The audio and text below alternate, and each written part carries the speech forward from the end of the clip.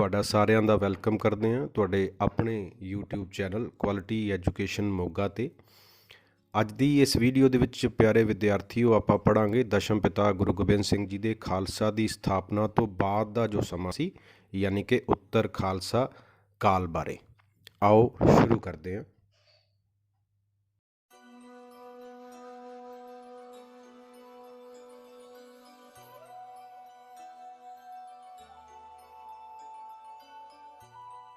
शुरू करते हैं आज का विषय जो है उत्तर खालसा काल, यानी गुरु गोबिंद सिंह जी ने जो खालसा की स्थापना 1699 ईस्वी की सी, उस तो बाद का समा, बाद का कदों तक का, जदों तक गुरु साहब पूरे हुए 1708 ईस्वी तक का पोस्ट खालसा पीरीयड 1699 टू 1708। तो खालसा की साजना तो लैके गुरु साहब के देहांत तक के समय उत्तर खालसा काल कहने। हुण जिहड़ियां महत्वपूर्ण लड़ाइयां इस खालसा की स्थापना तो बाद होईयां उन्हां दा जिक्र आपां उत्तर खालसा काल दे विच करांगे। तो उहदे विच सब तो पहला है आनंदपुर साहब की पहली लड़ाई जो 1701 ईस्वी होई सी। खालसा की स्थापना के लगभग 2 वरे पिछों गुरु गोबिंद सिंह जी नूं पहाड़ी राजियां विरुद्ध शस्त्र चुकने पे। इस युद्ध का मुख्य कारण की सी? खालसा की स्थापना नाल पहाड़ी राजे घबरा गए सन। वो गुरु साहब की सिखां विच वध रही लोकप्रियता ते उन्हां दी सैनिक कार्रवाइयां नूं अपने राजां लई खतरनाक समझण लग पए सन अते उन्हां ने गुरु साहब की वधी हुई शक्ति नूं कुचल देण अते उन्हां नूं अपने इलाकिਆਂ ਵਿੱਚੋਂ ਕੱਢ ਦੇਣ ਦਾ ਇਰਾਦਾ ਬਣਾਇਆ।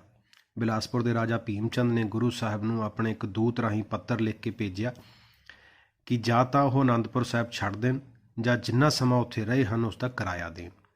ਗੁਰੂ ਸਾਹਿਬ ਨੇ ਇਸ ਮੰਗ ਨੂੰ ਗਲਤ ਸਮਝਿਆ ਤੇ ਅਸਵੀਕਾਰ ਕਰ ਦਿੱਤਾ। ਰਾਜਾ ਭੀਮ ਚੰਦ ਅਤੇ ਕੁਝ ਹੋਰ ਪਹਾੜੀ ਰਾਜਿਆਂ ਦੀਆਂ ਸੈਨਾਵਾਂ ਨੇ 1701 ਈਸਵੀ ਵਿੱਚ ਆਨੰਦਪੁਰ ਸਾਹਿਬ ਨੂੰ ਚਾਰੋਂ ਪਾਸੋਂ ਘੇਰਾ ਪਾ ਲਿਆ ਅਤੇ ਕਿਲੇ ਅੰਦਰ ਰਸਦ ਪਹੁੰਚਣ ਦੇ ਸਾਰੇ ਰਾਹ ਬੰਦ ਕਰ ਦਿੱਤੇ। ਰਸਦ ਯਾਨੀ ਖਾਣ ਪੀਣ ਦਾ ਸਮਾਨ। ਗੁਰੂ ਸਾਹਿਬ ਨੇ ਆਪਣੀ ਘੱਟ ਗਿਣਤੀ ਦੇ ਹੁੰਦਿਆਂ ਹੋਇਆਂ ਵੀ ਕਿਲੇ ਦੇ ਅੰਦਰੋਂ ਵੈਰੀਆਂ ਦਾ ਡਟ ਕੇ ਮੁਕਾਬਲਾ ਕੀਤਾ ਅਤੇ ਉਹਨਾਂ ਨੂੰ ਭਾਰੀ ਨੁਕਸਾਨ ਪਹੁੰਚਾਇਆ। ਅੰਤ ਪਹਾੜੀ ਰਾਜਿਆਂ ਨੇ ਗੁਰੂ ਸਾਹਿਬ ਨਾਲ ਸਮਝੌਤਾ ਕਰ ਲਿਆ ਅਤੇ ਕੁਝ ਦੇਰ ਲਈ ਅਨੰਦਪੁਰ ਸਾਹਿਬ ਛੱਡ ਕੇ ਗੁਰੂ ਸਾਹਿਬ ਕੀਰਤਪੁਰ ਤੋਂ ਲਗਭਗ 2 ਕਿਲੋਮੀਟਰ ਦੀ ਦੂਰੀ 'ਤੇ ਸਥਿਤ ਨਿਰਮੋਹ ਨਾਮੀ ਪਿੰਡ ਚਲੇ ਗਏ। ਹੁਣ ਅਗਲੀ ਲੜਾਈ ਨਿਰਮੋਹ ਦੀ ਲੜਾਈ ਹੈ 1702 ਈਸਵੀ। 1702 ਈਸਵੀ ਦੇ ਸ਼ੁਰੂ ਵਿੱਚ ਨਿਰਮੋਹ ਉੱਤੇ ਇੱਕ ਪਾਸਿਓਂ ਭੀਮ ਚੰਦ ਦੀ ਸੈਨਾ ਅਤੇ ਦੂਜੇ ਪਾਸਿਓਂ ਮੁਗਲਾਂ ਦੀ ਫੌਜ ਆ ਗਈ। ਗੁਰੂ ਸਾਹਿਬ ਅਤੇ ਉਹਨਾਂ ਦੇ ਸਿੱਖ ਵੀ ਲੜਾਈ ਲਈ ਤਿਆਰ ਸਨ। ਸਿੱਖਾਂ ਨੇ ਬੜੀ ਬਹਾਦਰੀ ਨਾਲ ਦੁਸ਼ਮਣਾਂ ਦਾ ਟਾਕਰਾ ਕੀਤਾ। ਇੱਕ ਦਿਨ ਤੇ ਇੱਕ ਰਾਤ ਲੜਾਈ ਹੁੰਦੀ ਰਹੀ। ਅੰਤ ਸਿੱਖਾਂ ਨੇ ਦੁਸ਼ਮਣਾਂ ਨੂੰ ਕਰਾਰੀ ਹਾਰ ਦਿੱਤੀ ਅਤੇ ਉਹਨਾਂ ਨੂੰ ਭੱਜਣ ਲਈ ਮਜਬੂਰ ਕਰ ਦਿੱਤਾ। ਤਾਂ ਇਹ ਦੂਸਰੀ ਲੜਾਈ ਸੀ ਖਾਲਸਾ ਦੀ ਸਥਾਪਨਾ ਤੋਂ ਬਾਅਦ ਹੋਣ ਵਾਲੀ। ਅਗਲੀ ਹੈ ਜੀ ਬਸੋਲੀ ਦੀ ਲੜਾਈ। ਇਸੇ ਸਾਲ ਨਿਰਮੋਹ ਦੀ ਲੜਾਈ ਪਿੱਛੋਂ ਗੁਰੂ ਸਾਹਿਬ ਸਤਲੁਜ ਨਦੀ ਨੂੰ ਪਾਰ ਕਰਕੇ ਬਸੋਲੀ ਨੂੰ ਉੱਥੋਂ ਦੇ ਰਾਜੇ ਦੇ ਸੱਦੇ 'ਤੇ ਚਲੇ ਗਏ।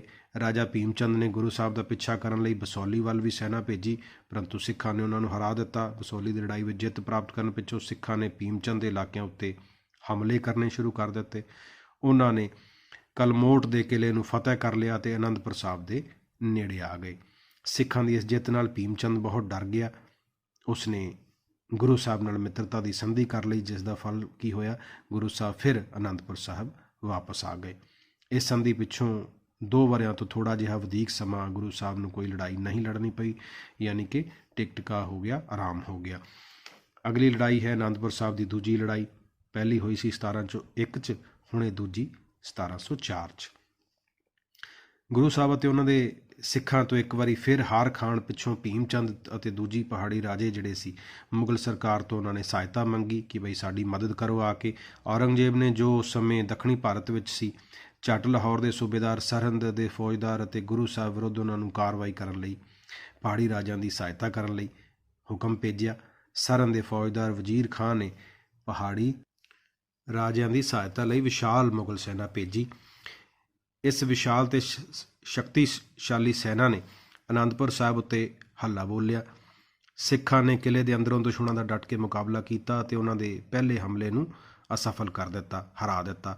ਹੁਣ ਹਮਲਾਵਰਾਂ ਨੇ ਆਨੰਦਪੁਰ ਸਾਹਿਬ ਨੂੰ ਚੌਹਾਂ ਪਾਸਿਓਂ ਘੇਰ ਲਿਆ ਅਤੇ ਕਿਲੇ ਵਿੱਚ ਜਾਣ ਆਉਣ ਦੇ ਸਾਰੇ ਰਸਤੇ ਬੰਦ ਕਰ ਦਿੱਤੇ।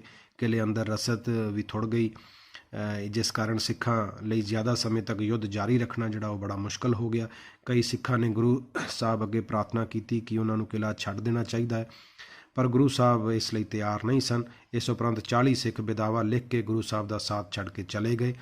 ਜਦੋਂ ਕਿਲੇ ਦੇ ਅੰਦਰ ਸਿੱਖ ਭੁੱਖ ਤਰੇ ਨਾਲ ਤੜਫਣ ਲੱਗੇ ਤਾਂ ਗੁਰੂ ਸਾਹਿਬ ਨੇ ਮਜਬੂਰ ਹੋ ਕੇ ਮਾਤਾ ਗੁਜਰੀ ਜੀ ਦੇ ਕਹਿਣ 'ਤੇ 21 ਦਸੰਬਰ 1704 ਈਸਵੀ ਨੂੰ ਅਨੰਦਪੁਰ ਸਾਹਿਬ ਦਾ ਕਿਲਾ ਛੱਡ ਦਿੱਤਾ।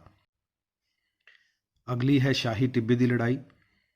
ਜਿਉਂ ਹੀ ਦੁਸ਼ਮਣਾਂ ਨੂੰ ਸਮਾਚਾਰ ਮਿਲਿਆ ਕਿ ਗੁਰੂ ਸਾਹਿਬ ਅਤੇ ਉਹਨਾਂ ਦੇ ਸਿੱਖ ਰਾਤ ਦੇ ਹਨੇਰੇ ਵਿੱਚ ਕਿਲਾ ਖਾਲੀ ਕਰ ਗਏ ਹਨ ਤਾਂ ਉਹ ਤੁਰੰਤ ਹੀ ਅਨੰਦਪੁਰ ਸਾਹਿਬ ਨੂੰ ਆਪਣੇ ਕਬਜ਼ੇ ਵਿੱਚ ਲੈ ਲਿਆ ਅਤੇ ਸਿੱਖਾਂ ਦਾ ਪਿੱਛਾ ਕੀਤਾ। ਗੁਰੂ ਸਾਹਿਬ ਨੇ ਭਾਈ ਉਦੈ ਸਿੰਘ ਦੀ ਅਗਵਾਈ ਹੇਠ 50 ਸਿੱਖਾਂ ਦੇ ਜੱਥੇ ਨੂੰ ਵੈਰੀਆਂ ਨੂੰ ਰੋਕਣ ਦਾ ਕੰਮ ਸੌਂਪਿਆ। ਸ਼ਾਹੀ ਟਿੱਬੀ ਨਾਮੀ ਥਾਂ 'ਤੇ ਉਦੈ ਸਿੰਘ ਨੇ ਆਪਣੇ ਮੁੱਠੀ ਭਰ ਸੈਨਿਕਾਂ ਸਹਿਤ ਵੈਰੀਆਂ ਦੀ ਵਿਸ਼ਾਲ ਸੈਨਾ ਦਾ ਡਟ ਕੇ ਮੁਕਾਬਲਾ ਕੀਤਾ। ਸਿੱਖਾਂ ਨੇ ਬੜੀ ਬਹਾਦਰੀ ਦਿਖਾਈ ਅਤੇ ਵੈਰੀਆਂ ਦੇ ਸੈਂਕੜੇ ਸੈਨਿਕਾਂ ਨੂੰ ਮੌਤ ਦੇ ਘਾਟ ਉਤਾਰ ਦਿੱਤਾ, ਪਰੰਤੂ ਉਦੈ ਸਿੰਘ ਸਮੇਤ 50 ਸਿੱਖ ਇਸ ਲੜਾਈ ਵਿੱਚ ਸ਼ਹੀਦੀਆਂ ਪਾ ਗਏ। ਜਦੋਂ ਗੁਰੂ ਸਾਹਿਬ ਅਤੇ ਉਹਨਾਂ ਦੇ ਸਾਥੀ ਸਰਸਾ ਨਦੀ 'ਤੇ ਪਹੁੰਚੇ ਤਾਂ ਖਬਰ ਮਿਲੀ ਕਿ ਦੁਸ਼ਮਣ ਸੈਨਾ ਉਹਨਾਂ ਦਾ ਪਿੱਛਾ ਕਰਨ ਲਈ ਬੜੀ ਤੇਜ਼ੀ ਨਾਲ ਅੱਗੇ ਆ ਰਹੀ ਹੈ।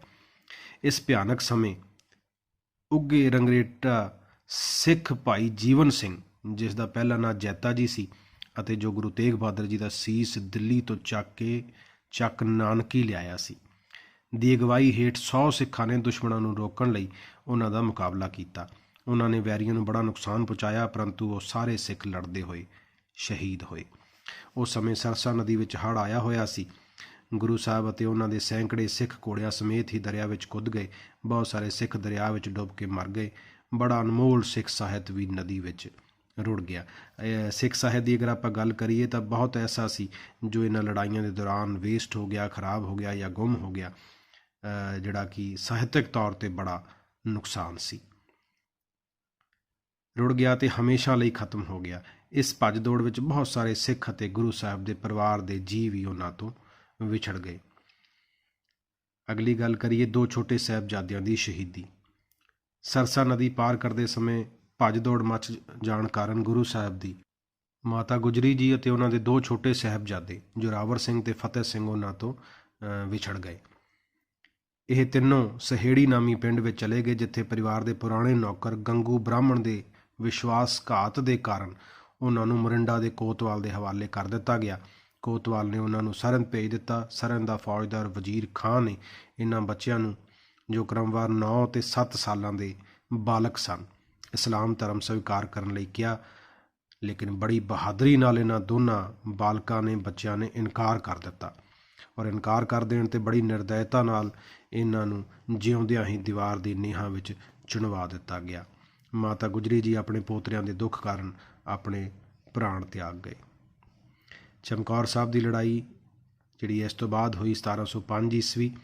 ਹੁਣ ਸਰਸਾ ਨਦੀ ਨੂੰ ਪਾਰ ਕਰਨ ਪਿੱਛੋਂ ਗੁਰੂ ਸਾਹਿਬ ਆਪਣੇ ਕੁਝ ਸਿੱਖਾਂ ਅਤੇ ਦੋ ਵੱਡੇ ਸਾਹਿਬਜ਼ਾਦਿਆਂ, ਕਿਹੜੇ ਸਨ ਉਹ ਅਜੀਤ ਸਿੰਘ ਅਤੇ ਜੁਝਾਰ ਸਿੰਘ, ਸੈਦ ਘਨੌਲਾ ਅਤੇ ਕੋਟਲਾ ਨਿਹੰਗ ਖਾਂ ਤੋਂ ਹੁੰਦੇ ਹੋਏ ਚਮਕੌਰ ਦੀ ਗੜੀ ਵੱਲ ਵਧੇ। ਕੁਝ ਸਮੇਂ ਪਿੱਛੋਂ ਵੈਰੀਆਂ ਦੀ ਸੈਨਾ ਵੀ ਚਮਕੌਰ ਸਾਹਿਬ ਆ ਪਹੁੰਚੀ।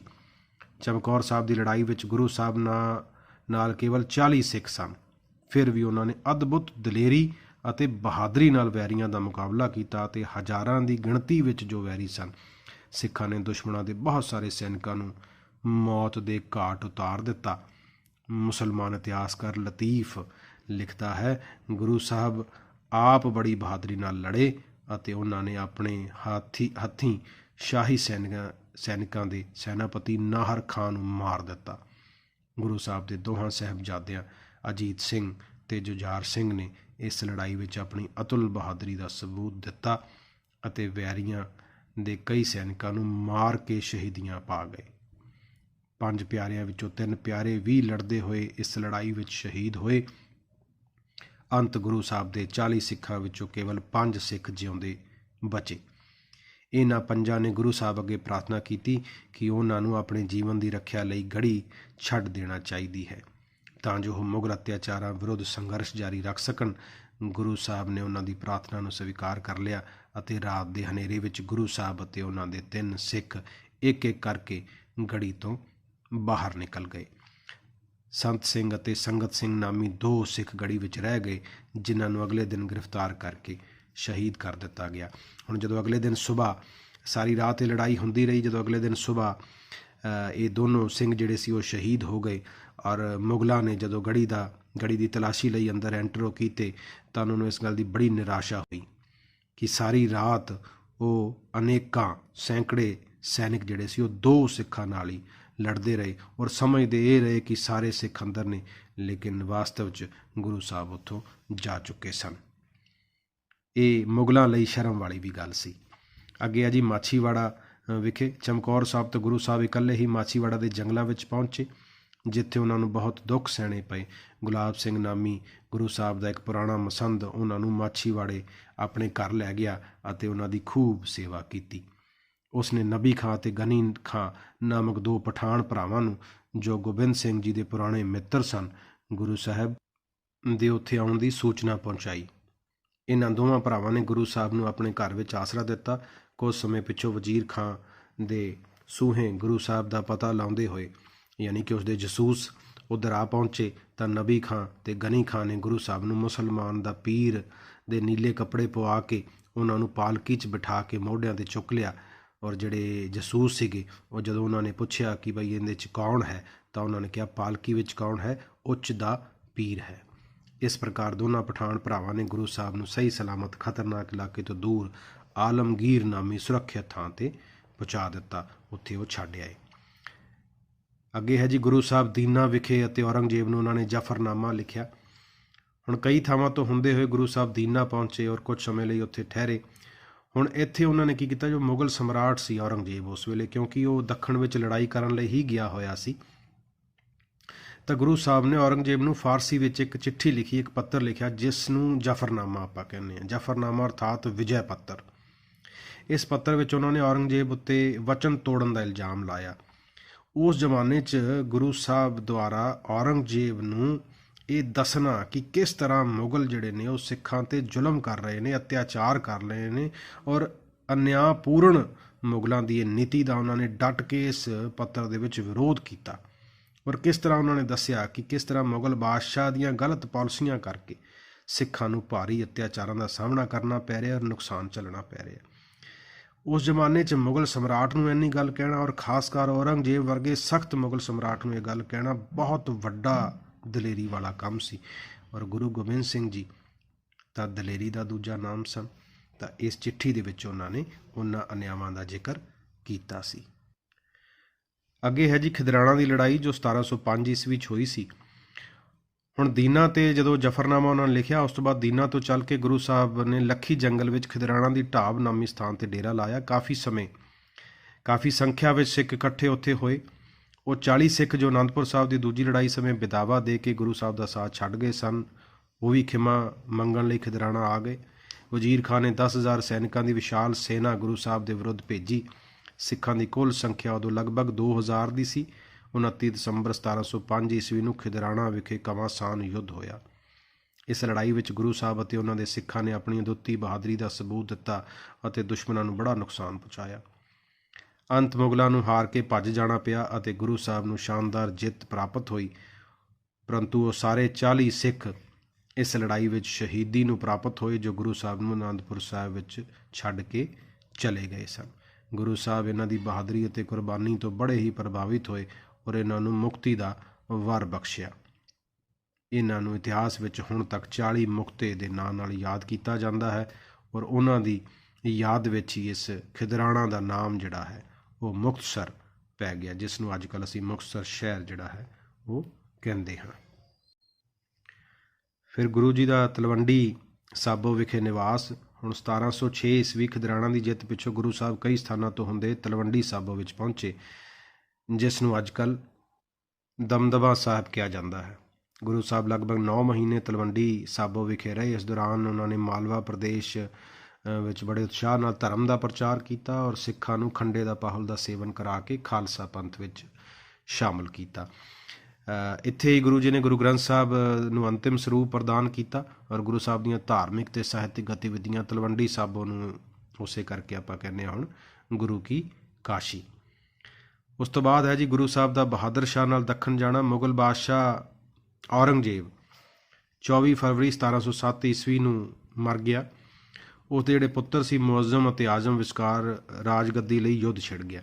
ਇਸ ਯੁੱਧ ਵਿੱਚ ਮੁਅੱਜ਼ਮ ਨਾਲ ਹਮਦਰਦੀ ਗੁਰੂ ਸਾਹਿਬ ਨੇ ਪ੍ਰਗਟਾਈ ਅਤੇ ਉਸ ਦੀ ਸਹਾਇਤਾ ਕੀਤੀ, ਸੈਨਿਕ ਭੇਜੇ ਔਰ ਮੁਅੱਜ਼ਮ ਦੀ ਜਿੱਤ ਹੋਈ। ਉਹ ਬਹਾਦਰ ਸ਼ਾਹ ਦੇ ਨਾਂ ਨਾਲ ਅਗਲਾ ਸਮਰਾਟ ਬਣਿਆ। ਔਰ ਕਹਿੰਦੇ ਨੇ ਜਦੋਂ ਸਾਊਥ ਗਿਆ ਤਾਂ ਗੁਰੂ ਸਾਹਿਬ ਨੂੰ ਨਾਲ ਲੈ ਗਿਆ। ਤਾਂ ਮੁਗਲ ਸਮਰਾਟ ਨਾਲ ਗੁਰੂ ਸਾਹਿਬ ਗਏ। ਸਰਨ ਦੇ ਫੌਜਦਾਰ ਨੇ ਉੱਥੇ ਕੀ ਕੀਤਾ, ਇੱਕ ਹੋਰ ਅਧਿਕਾਰੀ ਮਗਰ ਭੇਜਿਆ, ਕਿਉਂਕਿ ਜਿਹੜਾ ਵਜ਼ੀਰ ਖਾਂ ਹੈ ਉਹ ਲਗਾਤਾਰ ਗੁਰੂ ਸਾਹਿਬ ਦੇ ਮਗਰ ਜਿਹੜਾ ਹੈ ਉਹ ਲੱਗਿਆ ਹੋਇਆ ਸੀ ਔਰ ਗੁਰੂ ਸਾਹਿਬ ਨੂੰ ਨੁਕਸਾਨ ਜਿਹੜਾ ਹੈ ਉਹ ਪਹੁੰਚਾਉਣਾ ਚਾਹੁੰਦਾ ਸੀ। ਗੁਰੂ ਸਾਹਿਬ ਨੇ ਹਾਲਾਂਕਿ ਇਹ ਸਾਰੀ ਗੱਲਾਂ ਬਹਾਦਰ ਸ਼ਾਹ ਨੂੰ ਦੱਸੀਆਂ ਸੀ, ਲੇਕਿਨ ਗੁਰੂ ਸਾਹਿਬ ਨੇ ਕਿਧਰੇ ਮਹਿਸੂਸ ਕੀਤਾ ਕਿ ਬਹਾਦਰ ਸ਼ਾਹ ਜਿਹੜੀ ਉਹਨਾਂ ਦੀ ਜਾਇਜ਼ ਡਿਮਾਂਡ ਸੀਗੀਆਂ ਉਹ ਪੂਰਾ ਕਰਨ ਲਈ ਤਿਆਰ ਨਹੀਂ ਸੀ। ਤਾਂ ਇਸ ਕਰਕੇ ਗੁਰੂ ਸਾਹਿਬ ਨੇ ਸਮਰਾਟ ਦਾ ਸਾਥ ਜਿਹੜਾ ਹੈ ਉਹ ਛੱਡ ਦਿੱਤਾ ਔਰ ਉੱਥੋਂ ਨੰਦੇੜ ਵੱਲ ਨੂੰ ਚਲੇ ਗਏ। ਹੁਣ ਅੰਤ ਵਿੱਚ ਹੈ ਗੁਰੂ ਸਾਹਿਬ ਦਾ ਦੇਹਾਂਤ। ਗੁਰੂ ਸਾਹਿਬ ਸਤੰਬਰ 1708 ਈਸਵੀ ਵਿੱਚ ਨੰਦੇੜ ਪਹੁੰਚ ਗਏ। ਉੱਥੇ ਮੁਲਾਕਾਤ ਉਹਨਾਂ ਦੀ ਮਾਧੋ ਦਾਸ ਨਾਲ ਹੋਈ, ਜੋ ਇੱਕ ਵੈਰਾਗੀ ਸਾਧੂ ਸੀ। ਮਾਧੋ ਦਾਸ ਗੁਰੂ ਸਾਹਿਬ ਦੀ ਸ਼ਖਸੀਅਤ ਤੋਂ ਬੜਾ ਪ੍ਰਭਾਵਿਤ ਹੋਇਆ ਔਰ ਉਹਨਾਂ ਦਾ ਬੰਦਾ ਭਾਵ ਸਿੰਘ ਬਣ ਗਿਆ ਔਰ ਅੰਮ੍ਰਿਤ ਛਕ ਲਿਆ, ਜਿਸ ਨੂੰ ਅਸੀਂ ਬਾਅਦ ਵਿੱਚ ਬੰਦਾ ਸਿੰਘ ਬਹਾਦਰ ਕਹਿੰਦੇ ਹਾਂ, ਬਾਬਾ ਬੰਦਾ ਸਿੰਘ ਬਹਾਦਰ। ਗੁਰੂ ਸਾਹਿਬ ਨੇ ਉਸ ਨੂੰ ਪੰਜਾਬ ਦੇ ਅਤਿਆਚਾਰੀ ਮੁਗਲ ਅਧਿਕਾਰੀਆਂ ਵਿਰੁੱਧ ਕਾਰਵਾਈ ਕਰਨ ਦਾ ਹੁਕਮ ਦਿੱਤਾ ਔਰ ਉਹਨੂੰ ਪੰਜਾਬ ਭੇਜ ਦਿੱਤਾ। ਸਰਨ ਦੇ ਫੌਜਦਾਰ ਵਜ਼ੀਰ ਖਾਨ ਨੇ ਗੁਰੂ ਸਾਹਿਬ ਦੀ ਹੱਤਿਆ ਕਰਨ ਲਈ 2 ਪਠਾਨ ਦੱਖਣ 'ਚ ਭੇਜੇ ਸੀ। ਉਹਨਾਂ ਵਿੱਚੋਂ ਇੱਕ ਪਠਾਨ ਨੇ ਮੌਕਾ ਤਾੜ ਕੇ ਗੁਰੂ ਸਾਹਿਬ ਦੇ ਢਿੱਡ ਵਿੱਚ ਛੁਰਾ ਘੋਂਪ ਦਿੱਤਾ ਔਰ ਇਸੇ ਜ਼ਖਮ ਦੇ ਕਰਕੇ 7 ਅਕਤੂਬਰ 1708 ਈਸਵੀ 'ਚ ਗੁਰੂ ਸਾਹਿਬ ਦਾ ਦੇਹਾਂਤ ਜਿਹੜਾ ਹੈ ਉਹ ਹੋ ਗਿਆ। ਔਰ ਇਸ ਤੋਂ ਪਹਿਲਾਂ ਗੁਰੂ ਸਾਹਿਬ ਨੇ ਸਿੱਖਾਂ ਨੂੰ ਹੁਕਮ ਦਿੱਤਾ ਕਿ ਉਹਨਾਂ ਦੇ ਪਿੱਛੋਂ ਉਹ ਗੁਰੂ ਗ੍ਰੰਥ ਸਾਹਿਬ ਨੂੰ ਆਪਣਾ ਗੁਰੂ ਮੰਨਣ ਅਤੇ 5 ਖਾਲਸੇ ਇਕੱਠੇ ਹੋ ਕੇ ਆਪਣਾ ਨਿਰਣਾ ਕਰ ਲਿਆ ਕਰਨ। ਜਿਵੇਂ ਕਿ ਆਪਾਂ ਪਹਿਲਾਂ ਗੱਲ ਕਰ ਚੁੱਕੇ ਹਾਂ, ਜਿੱਥੇ 5 ਖਾਲਸਾ 5 ਸਿੰਘ ਇਕੱਠੇ ਹੋਣਗੇ, ਉੱਥੇ ਗੁਰੂ ਸਾਹਿਬ ਨੇ ਕਿਹਾ ਸੀ ਉਹਨਾਂ ਦੇ ਹਰ ਫੈਸਲੇ ਦੇ ਵਿੱਚ ਮੈਂ ਹਾਜ਼ਰ ਹੋਵਾਂਗਾ। ਤਾਂ ਇਹ ਜਿਹੜਾ ਅਧਿਕਾਰ ਹੈ ਉਹ ਪਹਿਲਾਂ ਹੀ ਖਾਲਸੇ ਨੂੰ ਦੇ ਚੁੱਕੇ ਸਨ। ਤਾਂ ਇਸ ਤਰ੍ਹਾਂ ਗੁਰੂ ਗੋਬਿੰਦ ਸਿੰਘ ਜੀ ਦੇ ਜੀਵਨ ਦਾ ਇੱਥੇ 7 ਅਕਤੂਬਰ 1708 ਈਸਵੀ ਨੂੰ ਅੰਤ ਹੋਇਆ।